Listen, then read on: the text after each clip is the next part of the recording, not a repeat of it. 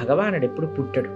Okay, అవతారం. భగవంతుడు అవతరిస్తాడు. Sorry, ఇప్పుడు మీకు కాదు, మన ఆడియన్స్ అందరికి చెప్తున్నాను, మనం ఎప్పుడు కూడా కృష్ణుడు పుట్టాము అని అనుమానం, కృష్ణుడు అవతరిస్తారు అని అంటాం. ఇలా అయితే మీరు చూడండి, సూర్యుడు ఎప్పుడైనా మనం రోజు ప్రొద్దున తూర్పు నుంచి పుట్టాడు అంటామా? ఉదయిస్తారు. సూర్యుడు ఉదయిస్తాడు. అలానే భగవానుడు ఉదయిస్తాడు. భగవంతుడు అవతార పరిసమాప్తి చేస్తారు, లేదా అవతారాన్ని ముగిస్తారు. మనలాగా భౌతికమైన పుట్టుక ఉండదండి. మీరు చూడండి, ఇప్పుడు ఒక పిల్లవాడు పుట్టాడు అనుకోండి, ఏం చేస్తాడు? ఫస్ట్ ఏడుస్తాడా? ఏడుస్తారు పక్కా కదా. ఏడవకపోతే డాక్టర్లు ఏడిపిస్తారు. అవును, ఏడవాల్సింది. అవును. పిల్లవాడు పుట్టాడు అంటే ఏడవాలి. కానీ భగవానుడు ఎలా చేశాడో తెలుసా అండి? నవ్వుతూ పుట్టాడండి. నవ్వుతూ పుట్టడం కాదండి, వాళ్ళ అమ్మా నాన్నకి వాళ్ళ ముందు ఉండే జన్మల గురించి మొత్తం మాట్లాడేశాడు.